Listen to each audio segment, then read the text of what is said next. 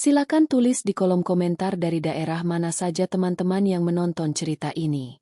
Jangan lupa like dan subscribe agar channel ini bisa semakin berkembang. Suasana malam itu terasa sangat kaku di dalam ruang makan khusus sebuah rumah makan mewah. Meja makan bundar dipenuhi hidangan laut kelas atas yang harganya mencapai puluhan juta rupiah. Zalina duduk dengan tenang, merapikan hijabnya yang sedikit berantakan.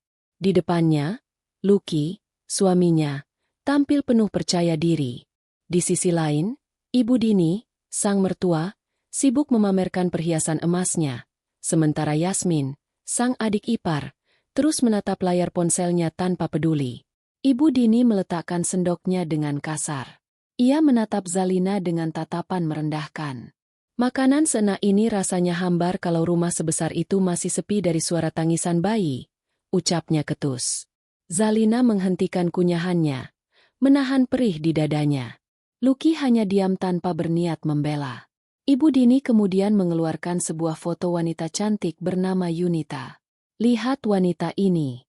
Dia sempurna, pewaris tambang berlian. Bukan parasit yang hanya menumpang hidup sepertimu, cibir Ibu Dini tanpa belas kasihan. Zalina menatap foto itu. Ia sudah tahu tentang Yunita dan kebohongan identitasnya. Mendengar dukungan ibunya, ego Lucky melambung. Ia berdiri dan menatap Zalina dengan arogan. Ibu benar. Aku sudah terlalu lama bersabar. Malam ini juga, Zalina, aku jatuhkan talak 3 kepadamu. Angkat kakimu dari rumahku sekarang. Seru Lucky lantang. Ruangan seketika hening. Ibu Dini dan Yasmin tersenyum menang, menunggu Zalina menangis bersujud. Namun, hal tak terduga terjadi. Bahu Zalina bergetar. Lalu ia tertawa lepas. Sebuah tawa penuh kepuasan yang menggema. Seolah ia baru saja memenangkan lotre terbesar dalam hidupnya. Zalina berdiri dengan anggun, menatap Lucky dengan mata sedingin es. Baik, Mas. Kalau itu mau MU. Mulai detik ini kita selesai. Jawabnya tegas. Sambil berjalan keluar, ia mengambil ponselnya dan mengirim pesan singkat kepada asisten pribadinya. Cabut seluruh fasilitas, bekukan semua rekening Lucky, dan hentikan akses keluarganya malam ini juga tanpa kecuali.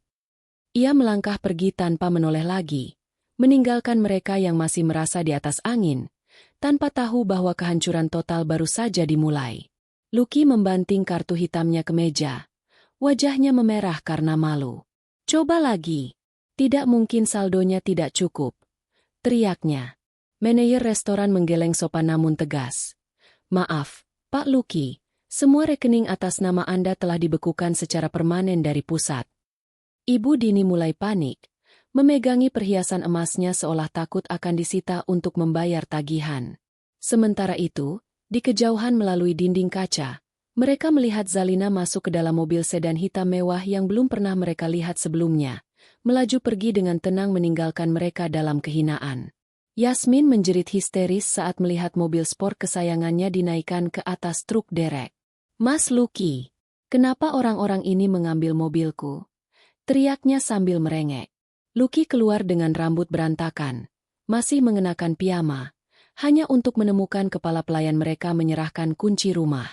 Maaf, Tuan Lucky, Ibu Zalina sudah membayar pesangon kami dan memutus kontrak kerja kami semalam. Rumah ini juga akan segera dikosongkan karena atas nama yayasan milik beliau. Ucap pelayan itu tanpa rasa takut. Ibu Dini hampir jatuh pingsan, menyadari bahwa semua kenyamanan yang mereka injak-injak selama ini bukan milik putranya. Lucky menerobos masuk ruang rapat utama, namun langkahnya terhenti. Di kursi direktur, Zalina duduk didampingi Pak Haryo, pengacara senior. Zalina, apa-apaan ini? Aku direktur utamanya. Bentak Lucky dengan sisa kesombongannya. Pak Haryo menggeser tumpukan dokumen ke arah Lucky. Secara hukum, Anda hanyalah direktur boneka yang ditunjuk oleh Ibu Zalina sebagai pemilik saham tunggal 100%. Pagi ini, Ibu Zalina resmi mencopot Anda karena bukti penggelapan dana perusahaan untuk wanita bernama Yunita telah kami kantongi. Jelas Pak Haryo dingin. Zalina menyesap tehnya, menatap Lucky seolah pria itu hanya seekor serangga. Dengan tangan bergetar, Lucky menelepon Yunita di depan Zalina. Suara di seberang sana tertawa sinis. Lucky, aku hanya butuh uangmu. Dan sekarang setelah Zalina memutus keran hartamu, untuk apa aku bersamamu? Tambang berlian itu hanya karanganku agar kau mau membelikanku apartemen. Telepon ditutup. Lucky jatuh terduduk di lantai kantor yang dingin. Zalina bangkit berdiri, merapikan blusnya. Kau membuang berlian asli demi sebuah kerikil palsu. Mas, jangan harap ada ampunan untuk penggelapan uang itu. Kita akan bertemu di pengadilan. Ucap Zalina datar sebelum melangkah pergi, meninggalkan Lucky yang meraung frustrasi. Lucky memacu mobilnya dengan liar menuju rumah, berharap semua ini hanyalah mimpi buruk. Namun, di depan gerbang besi besar itu, ia melihat Ibu Dini dan Yasmin berdiri di antara tumpukan koper yang berantakan. Mas, kunci rumahnya diganti. Semua pembantu bilang mereka sudah tidak bekerja untuk kita lagi. Jerit Yasmin dengan wajah penuh air mata. Lucky mencoba membuka paksa gerbang. Namun seorang petugas keamanan baru mendekat dengan wajah tanpa ekspresi. Maaf, Pak Lucky, properti ini telah dialihkan kepemilikannya ke yayasan milik Ibu Zalina. Anda dilarang masuk tanpa izin tertulis, ucap petugas itu. Ibu Dini hampir pingsan, menyadari bahwa atap tempat mereka berteduh pun sebenarnya adalah milik wanita yang baru saja mereka buang. Di kantor barunya yang jauh lebih megah, Zalina memeriksa berkas yang disodorkan Pak Haryo. Ternyata penggelapan dana itu hanya puncak gunung es. Bu, lapor Pak Haryo dengan nada serius. Mas Lucky juga menjaminkan aset perusahaan kepada pihak ketiga untuk hutang pribadi yang nilainya fantastis. Dia berurusan dengan sindikat lintah darat kelas kakap. Zalina menyesap tehnya perlahan. Sorot matanya menajam. Ia tidak menyangka suaminya bisa sebodoh itu mempertaruhkan segalanya demi Yunita. Pastikan semua aset yang ia jaminkan sudah kita amankan secara hukum. Biarkan lintah darat itu mencarinya. Bukan mencari perusahaan saya. Perintahnya dengan nada dingin yang tak terbantahkan. Lampu kristal di aula hotel berbintang itu berkilauan, menyambut Zalina yang melangkah masuk dengan penuh wibawa. Di tengah kerumunan pengusaha sukses, seorang pria bertubuh tegap dengan karisma yang kuat menghampirinya. Nyonya Zalina, sebuah kehormatan bisa bertemu dengan wanita yang baru saja melakukan pembersihan besar-besaran di industri logistik. Sapa pria itu yang memperkenalkan dirinya sebagai Rizda.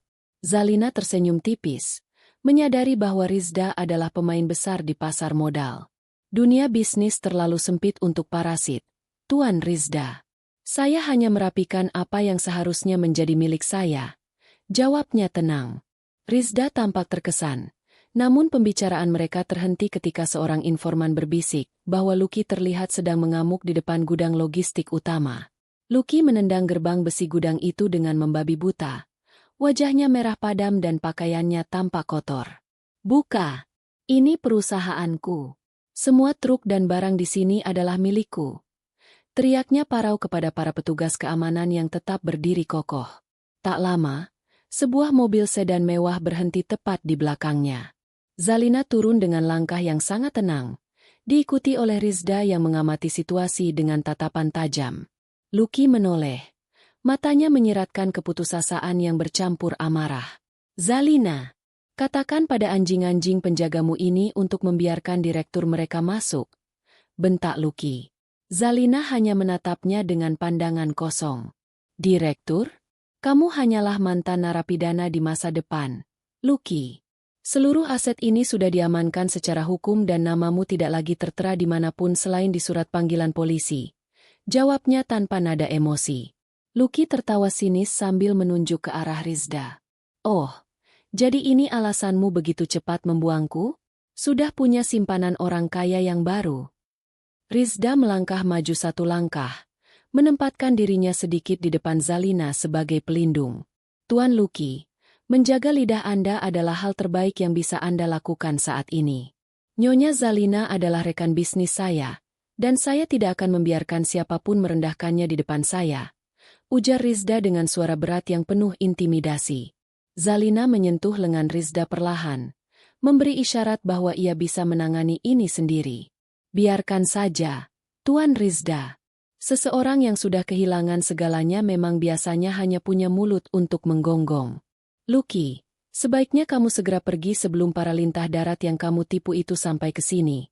Tambah Zalina dengan senyum tipis yang mematikan. Deru mesin mobil yang kasar memecah ketegangan di antara mereka. Sebuah SUV hitam besar berhenti mendadak. Dan 3 pria bertubuh kekar dengan wajah sangar turun dengan tergesa-gesa. Mereka langsung mengunci pandangan pada Lucky. Akhirnya ketemu juga kau, tikus kecil. Mana uang kami? Bentak salah satu dari mereka sambil mencengkeram kerah baju Lucky. Lucky gemetar hebat. Kakinya seolah tidak bertulang. Aku akan bayar. Zalina, tolong. Kamu punya banyak uang, kan? Pinjami aku dulu. Pinta Lucky dengan suara merengek yang menjijikan. Zalina hanya berdiri diam, mengamati pemandangan itu seolah sedang menonton pertunjukan komedi yang membosankan. Maaf, Lucky. Seperti yang kamu katakan tempo hari, aku ini hanya parasit, bukan? Parasit tidak punya kewajiban membantu inangnya yang sudah busuk, ucap Zalina dingin. Lucky berteriak histeris saat para penagih hutang itu menyeretnya paksa menuju mobil mereka. Zalina, tolong! Ibu dan Yasmin butuh aku. Kamu tidak bisa membiarkan mereka menderita. Teriaknya. Zalina perlahan masuk kembali ke dalam mobilnya dibantu oleh Rizda. Sebelum menutup pintu, ia menatap Lucky untuk terakhir kalinya. Ibu dan Yasmin sedang menanggung hasil dari didikanmu dan keserakahan mereka sendiri. Selamat menikmati dunia yang kamu ciptakan sendiri, Mas. Pungkasnya, mobil Zalina melaju pergi dengan tenang, meninggalkan debu yang beterbangan dan teriakan Lucky yang perlahan menghilang di telan kegelapan malam. Rizda menatap Zalina dengan penuh kekaguman. Anda sangat kuat, Nyonya Zalina. Zalina hanya mengangguk kecil. Ini bukan tentang kekuatan, Rizda. Ini tentang keadilan yang sudah tertunda terlalu lama. Di dalam ruang interogasi yang dingin dan remang-remang, Lucky duduk dengan tangan terborgol. Wajahnya yang kuyu tampak pucat saat seorang penyidik memutar kembali rekaman CCTV di depannya. Zalina yang menjebakku. Dia memancingku untuk melakukan ini. Teriak Lucky parau, mencoba mencari pembelaan. Namun, penyidik itu hanya mengetuk berkas di meja dengan pulpennya. Bukti tidak bisa berbohong, Tuan Lucky. Anda menuangkan bensin itu dengan sadar. Tidak ada orang lain di sana selain Anda dan niat buruk Anda sendiri. Jawab penyidik itu datar. Lucky jatuh terduduk, menyadari bahwa jeruji besi kini benar-benar menjadi masa depannya. Yasmin sedang memeras kain pel yang kotor ketika 2 pria bertubuh besar masuk ke area lobi kantor tempatnya bekerja. Yasmin, jangan pikir kamu bisa lari dari bunga pinjaman ini. Bentak salah satu pria itu sambil menunjukkan layar ponsel berisi data pribadi Yasmin. Yasmin gemetar hebat. Air matanya menetes di atas lantai yang baru ia bersihkan. Tolong, beri saya waktu. Mas Lucky yang menggunakan data saya. Saya tidak punya uang sebanyak itu. Rintihnya. Para penagih itu tertawa kasar. Membuat Yasmin menyadari bahwa penderitaannya baru saja dimulai dan tidak akan ada lagi kemewahan yang melindunginya. Hujan deras mengguyur kota saat mobil mewah berhenti di depan lobi utama. Ibu Dini dan Yasmin langsung berlari menerobos penjagaan. Bersujud di aspal yang basah tepat di depan pintu mobil. Zalina, Ibu mohon, cabut tuntutanmu pada Lucky. Kami akan lakukan apa saja. Ratap Ibu Dini dengan suara serak. Dari balik kaca jendela yang gelap, ia hanya menatap mereka dengan pandangan sedingin es. Tidak ada sedikit pun niat darinya untuk membuka pintu. Baginya, pemandangan di depannya hanyalah sisa-sisa keserakahan yang sedang menuai badainya sendiri. Di dalam kantornya yang megah, Rizda menunjukkan sebuah dokumen kepada Zalina. Baskoro dari Global Trans adalah otak di balik lintah darat yang menjerat Lucky. Dia sengaja menghancurkan Lucky agar bisa menggunakan hutang-hutang itu untuk menggoyang saham perusahaanmu. Lapor Rizda dengan nada serius. Ia menyesap tehnya perlahan. Sorot matanya tetap tajam dan tidak gentar. Jadi Baskoro ingin bermain kotor? Dia pikir dia bisa memanfaatkan bangkai Lucky untuk menyerangku. Gumamnya dengan senyum tipis yang penuh ancaman. Biarkan dia merasa menang sejenak. Rizda. Aku ingin melihat wajahnya saat dia sadar bahwa aku sudah membeli seluruh hutang perusahaannya pagi ini. Pintu kantor terbuka tanpa ketukan. Dan Baskoro melangkah masuk dengan senyum penuh kemenangan yang dibuat-buat. Ia menghempaskan sebuah dokumen ke meja depan Zalina, menatapnya dengan pandangan meremehkan. Nyonya Zalina, Anda tampak sangat tenang untuk seseorang yang kerajaannya sebentar lagi akan saya sita melalui hutang-hutang Lucky, sindir Baskoro. Zalina tidak bergeming. Ia bahkan tidak melihat dokumen itu. Tuan Baskoro, Anda datang terlalu cepat untuk merayakan kemenangan yang belum terjadi. Apakah Anda sudah memeriksa laporan keuangan perusahaan Anda pagi ini? Tanya Zalina tenang. Baskoro tertawa kasar. Hutang Lucky adalah kunci untuk menghancurkan sahammu. Jangan berpura-pura kuat. Zalina menyesap tehnya, lalu menunjuk ke arah televisi di dinding yang menyiarkan berita ekonomi tentang akuisisi hutang Global Trans oleh pihak misterius. Ruang rapat Global Trans dipenuhi ketegangan saat Zalina masuk dengan langkah mantap, didampingi oleh Pak Haryo dan tim auditnya. Baskoro yang sedang berdiri di depan para pemegang saham seketika pucat pasi. Apa yang wanita ini lakukan di sini? Keamanan. Usir dia. Teriak Baskoro panik. Pak Haryo mengangkat sebuah map hitam tinggi-tinggi. Berdasarkan dokumen pengalihan hutang dan akuisisi saham mayoritas yang dilakukan pagi ini, Nyonya Zalina kini adalah pemilik sah dari 51% saham Global Trans. Anda, Tuan Baskoro, baru saja kehilangan kursi kepemimpinan Anda. Jelas Pak Haryo dengan suara menggelegar. Zalina berdiri di kepala meja, menatap para dewan direksi yang tertunduk lesu. Saya tidak suka bisnis yang menggunakan cara kotor seperti lintah darat. Mulai hari ini, Global Trans akan menjalani audit total, dan siapapun yang terlibat dalam konspirasi dengan Lucky akan menyusulnya ke balik jeruji besi, tegasnya. Angin malam bertiup sejuk di balkon gedung pencakar langit, membawa aroma kopi yang menenangkan. Rizda berdiri di samping Zalina, menatap pemandangan kota Jakarta yang berkilau di bawah mereka. Baskoro tidak akan pernah menyangka Anda bergerak secepat itu. Global Trans kini resmi di bawah kendali Anda, ucap Rizda dengan nada kagum. Zalina tersenyum tipis. Matanya mencerminkan lampu-lampu kota. Dunia bisnis ini kejam, Rizda. Jika aku tidak menghancurkannya, dia akan menggunakan Lucky untuk menghancurkanku. Tapi ini baru permulaan. Aku ingin memastikan Lucky mendapatkan hukuman maksimal di pengadilan minggu depan. Jawabnya. Rizda mengangguk. Ia merasa ada sesuatu yang lebih dalam dari sekadar bisnis dalam diri wanita di sampingnya. Anda sudah memenangkan perang ini. Mungkin sekarang saatnya Anda juga mulai memikirkan kebahagiaan Anda sendiri. Bisik Rizda lembut. Hujan rintik mulai turun, membasahi trotoar yang kusam. Ibu Dini dan Yasmin berdiri mematung di depan sebuah toko elektronik, menatap layar televisi besar yang terpajang di etalase.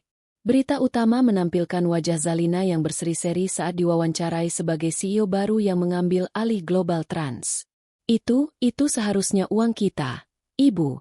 Isak Yasmin dengan suara gemetar. Tangannya yang kasar mencengkeram kain lusuhnya. Ibu Dini hanya bisa menatap layar dengan mata kosong, menyadari bahwa wanita yang dulu ia panggil parasit kini telah menjadi raksasa yang tak terjangkau. Kita sudah membuang berlian demi sampah, Yasmin. Dan sekarang, bahkan sampah pun tidak mau menampung kita, gumam Ibu Dini lirih. Di kejauhan, sirine mobil polisi terdengar mendekat, membuat mereka tersentak ketakutan, teringat akan hutang-hutang yang belum lunas dan hukuman yang masih mengintai. Sirine polisi meraung tepat di depan Ibu Dini dan Yasmin yang masih terpaku menatap layar televisi. Seorang perwira polisi turun dan menunjukkan surat perintah penangkapan. Nyonya Dini, Anda kami tahan atas tuduhan pencurian perhiasan dan keterlibatan dalam skema penggelapan dana keluarga, ucap petugas itu tegas. Yasmin berteriak histeris, mencoba menarik ibunya pergi, namun tangan mereka dengan cepat diborgol di depan kerumunan orang yang kini merekam kejadian memalukan itu dengan ponsel mereka. Keangkuhan yang dulu mereka agungkan kini benar-benar hancur menjadi tontonan publik di trotoar yang becek. Di sebuah lounge eksklusif yang tenang, Zalina duduk bersandar sambil menatap rintik hujan di balik jendela besar. Rizda duduk di hadapannya, menyesap kopinya dengan ekspresi serius. Mereka sudah diamankan, Zalina. Tapi ada satu hal yang mengganjal. Baskoro sepertinya tidak bergerak sendirian. Ada aliran dana besar dari luar negeri yang masuk rekening pribadinya sebelum dia mencoba menyerangmu, lapor Rizda. Ia terdiam sejenak, menatap Rizda dengan mata tajamnya yang tenang. Siapapun yang berdiri di belakang Baskoro, mereka akan segera menyadari bahwa mereka salah memilih lawan, jawabnya tanpa keraguan sedikitpun. Di dalam ruang kunjungan penjara yang dibatasi jeruji besi, Lucky yang kini berambut cepak dan berpakaian tahanan tampak gelisah. Seorang pria misterius berpakaian serba hitam duduk di seberangnya. Zalina sudah mengambil semuanya, tapi dia lupa tentang brankas tersembunyi di villa tua ayahmu, bisik pria itu dengan suara parau. Mata Lucky seketika berbinar penuh kebencian dan harapan baru. Bantu aku keluar, dan semua yang ada di sana akan menjadi milikmu, asalkan Zalina hancur, desis Lucky. Konspirasi baru mulai terbentuk di balik dinding beton yang dingin itu, mengancam kedamaian yang baru saja ia bangun. Pak Haryo masuk ruang kerja Zalina dengan membawa sebuah kotak hitam kecil tanpa nama pengirim. Ini baru saja tiba melalui kurir khusus, Bu, ucap Pak Haryo. Ia membuka kotak itu dan menemukan sebuah kunci antik serta sebuah foto lama yang sudah menguning. Foto itu memperlihatkan ayahnya sedang berjabat tangan dengan seorang pria yang wajahnya telah dicoret dengan tinta merah. Di balik foto itu tertulis pesan singkat, warisan yang sesungguhnya bukan hanya harta. Ia merasakan firasat buruk yang mendalam. Masa lalu yang ia kira sudah terkubur kini mulai merayap kembali ke permukaan. Zalina mengusap permukaan foto yang menguning itu dengan ujung jarinya. Tatapannya tertuju pada sosok pria yang wajahnya telah dicoret dengan tinta merah pekat. Pak Haryo, apakah ayah pernah bercerita tentang rekan bisnis yang sangat dia percayai selain Anda? Tanya Zalina pelan. Pak Haryo terdiam cukup lama. Raut wajahnya tampak menua seketika. Ayah Anda adalah orang yang sangat tertutup, Bu. Namun, ada satu nama yang selalu dia sebut dengan nada penuh penyesalan. Adi Guna. Dia adalah sahabat masa muda ayah yang tiba-tiba menghilang saat perusahaan mulai mencapai puncak kejayaannya, ungkap Pak Haryo. Zalina merasakan desiran dingin di punggungnya. Ia menggenggam kunci antik itu lebih erat. Warisan bukan hanya harta. Jika pesan ini benar, berarti ada rahasia besar yang sengaja dikubur ayah di villa tua itu. Sesuatu yang mungkin lebih berharga, atau lebih berbahaya, daripada Global Trans, gumam Zalina dengan mata yang menajam. Lucky mendekatkan wajahnya ke kaca pembatas. Matanya memancarkan kegilaan yang belum pernah terlihat sebelumnya. Siapa sebenarnya pria dalam foto itu? Mengapa kau begitu yakin bisa menghancurkan Zalina dengannya? Desis Lucky parau. Pria berbaju hitam itu tersenyum tipis. Sebuah senyuman yang tidak sampai ke matanya. Pria itu adalah ayahku, Adi Guna. Dan ayah Zalina adalah pengkhianat yang mencuri seluruh fondasi kekayaan yang mereka miliki sekarang. Zalina duduk di atas tahta yang dibangun dari kebohongan. Di brankas villa itu, terdapat dokumen asli kepemilikan saham yang belum pernah diubah secara sah, bisik pria itu. Lucky tertawa kecil, suara tawa yang kering. Jadi, putri kesayangan itu sebenarnya hanya memimpin kerajaan curian? Bantu aku keluar, dan aku akan memastikan dia merasakan dinginnya lantai penjara ini menggantikan aku. Tuntut Lucky penuh dendam. Lampu taman yang redup memberikan bayangan panjang yang menyeramkan pada dinding villa tua peninggalan ayahnya. Zalina menarik napas dalam, membiarkan udara lembab memenuhi paru-parunya. Ia memasukkan kunci antik itu ke dalam lubang kunci pintu jati yang besar. Suara, klik, yang berat menggema di kesunyian malam, seolah membuka gerbang menuju masa lalu yang terkunci rapat. Saat pintu terbuka, aroma debu dan kayu tua menyambutnya. Ia melangkah masuk, sepatunya mengetuk lantai marmer yang kusam. Di ruang tamu yang luas, sebuah lukisan besar ayahnya masih tergantung di dinding, namun ada sesuatu yang aneh. Di sudut lukisan itu, terdapat simbol kecil yang sama dengan yang ada pada kunci di genggamannya. Jika dunia tahu apa yang tersimpan di sini, mungkin aku tidak akan pernah bisa tidur tenang lagi, bisik Zalina pada kegelapan di depannya, menyadari bahwa ia baru saja melangkah ke dalam badai yang jauh lebih besar dari sekadar pengkhianatan suaminya. Zalina menyentuh bingkai kayu jati yang berat itu dengan jari gemetar. Ia meraba ukiran simbol kecil yang sama persis dengan kunci di tangannya, lalu menekannya perlahan. Terdengar suara mekanis halus, klik, dan lukisan besar itu bergeser secara otomatis, menyingkap sebuah brankas baja kuno yang tertanam di balik dinding. Jantungnya berdegup kencang, menyadari bahwa rahasia yang disimpan ayahnya selama puluhan tahun kini berada tepat di depan matanya. "Apa yang sebenarnya ingin kamu sampaikan padaku, Ayah?" bisiknya ke dalam kegeraman ruangan yang sunyi. Ia menarik keluar sebuah map kulit coklat dari dalam brankas. Di dalamnya terdapat surat-surat notaris asli dari 30 tahun yang lalu. Mata Zalina membelalak saat membaca baris demi baris perjanjian itu. Ternyata Adiguna tidak dikhianati, melainkan hampir menghancurkan perusahaan karena hutang judi yang masif, dan ayahnya menebus semuanya untuk melindungi keluarga Adiguna. Namun, ia tersentak saat menemukan satu lembar akta transfer saham yang belum ditandatangani sepenuhnya oleh ayahnya. Ini celah hukum yang berbahaya. Jika Ardan tahu tentang dokumen ini, dia bisa menggugat seluruh kepemilikanku, gumamnya dengan wajah yang seketika menegang. Di luar pagar villa yang rimbun, sebuah mobil hitam terparkir tanpa lampu. Ardan menyesap rokoknya sambil menatap jendela lantai 2 di mana cahaya lampu meja terlihat samar dari luar. Ia mengirimkan foto villa itu kepada pengacaranya melalui pesan singkat. Dia sudah menemukan brankasnya. Biarkan dia merasa menang sejenak. Akta yang belum ditandatangani itu akan menjadi senjata kita untuk merebut tahta yang seharusnya milik ayahku, tulisnya. Ia tersenyum sinis, sama sekali tidak peduli pada nasib Lucky yang membusuk di penjara, karena targetnya yang sebenarnya adalah kekaisaran bisnis Zalina. Deru mesin mobil Rizda memecah keheningan malam saat ia tiba di teras villa. Ia bergegas masuk dengan wajah yang penuh kekhawatiran. "Zalina, Pak Haryo menceritakan semuanya.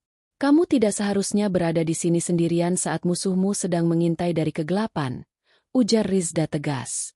Zalina menunjukkan dokumen yang baru ditemukannya. "Ardan sedang merencanakan sesuatu yang besar, Rizda. Dia ingin menggunakan celah hukum ini." Rizda menatapnya dengan penuh perlindungan, lalu menggenggam bahu Zalina dengan lembut. "Kita akan menyelesaikan ini bersama. Aku tidak akan membiarkan siapapun mencuri kebahagiaan yang baru saja kamu bangun."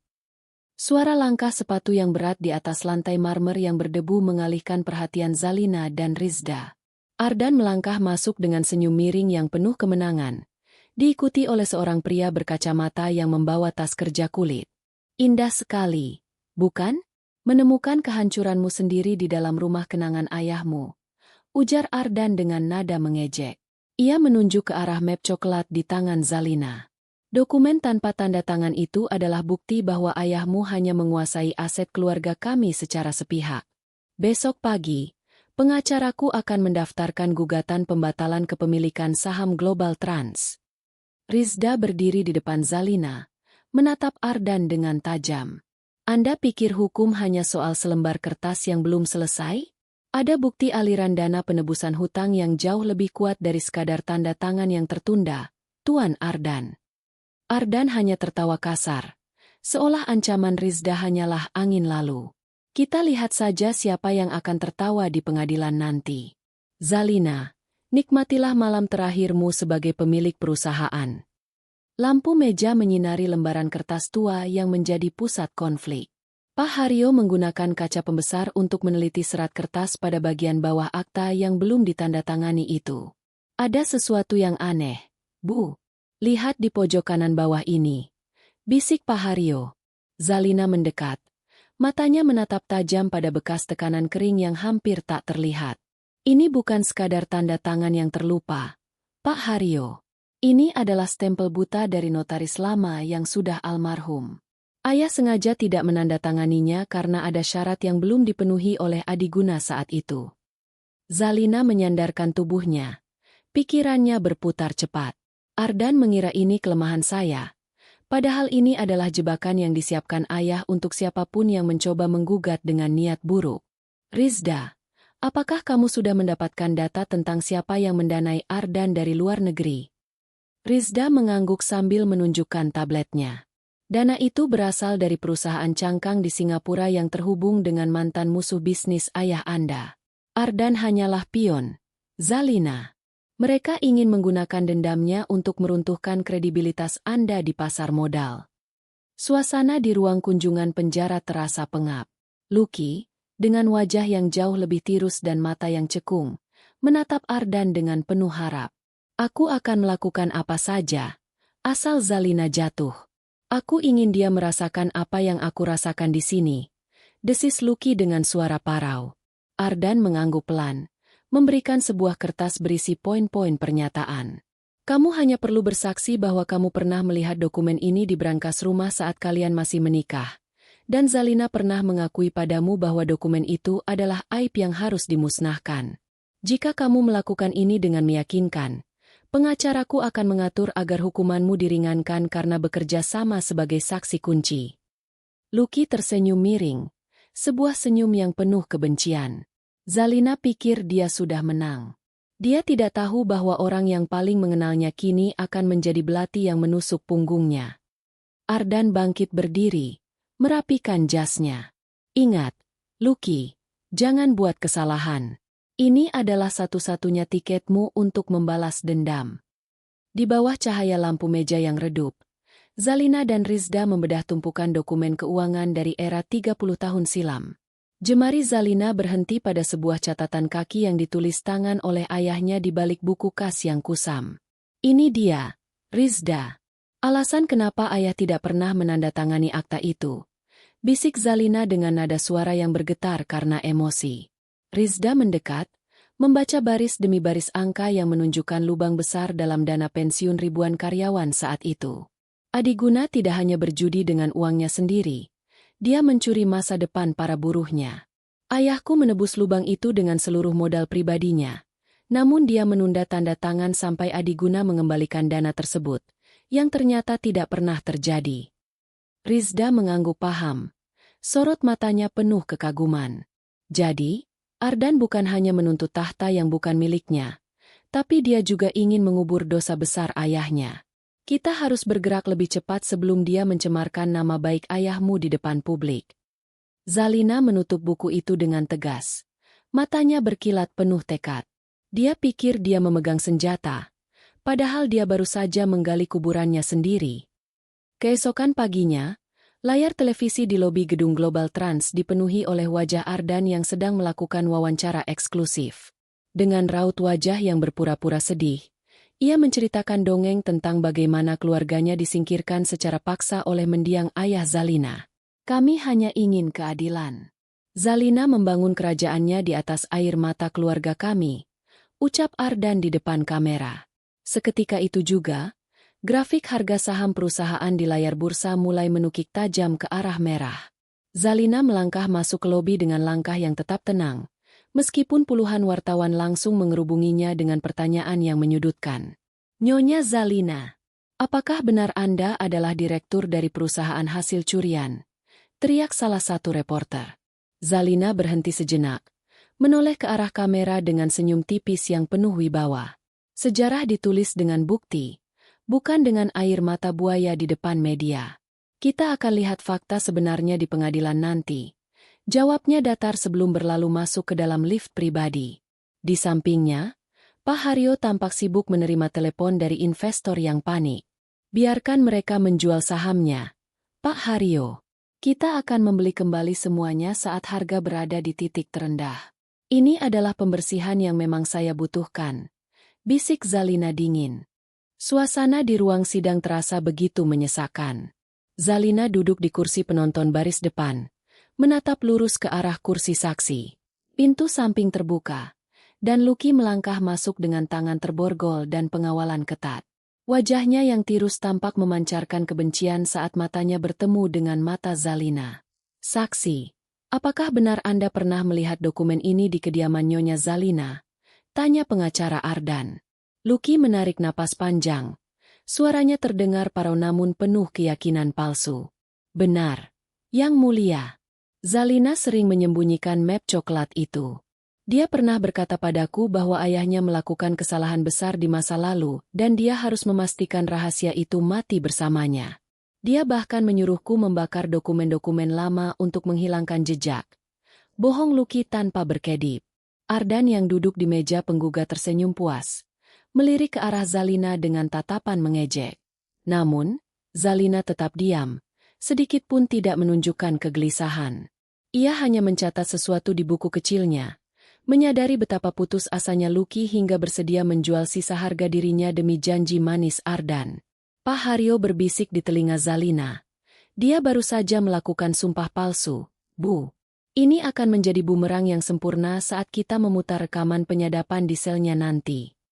Pak Haryo berdiri dengan tenang, menyerahkan sebuah alat perekam kepada majelis hakim. Yang mulia, sebelum saksi Lucky melanjutkan kebohongannya, kami memiliki rekaman percakapan di ruang kunjungan penjara di mana Tuan Ardan merencanakan kesaksian palsu ini dengan menjanjikan keringanan hukuman, ujar Pak Haryo mantap. Suara Ardan yang sedang mendiktekan kebohongan kepada Lucky bergema di ruang sidang, membungkam semua orang. Ardan ternganga, wajahnya pucat pasi seketika. Sementara Lucky menunduk gemetar saat rahasia kotor mereka terbongkar di depan hukum.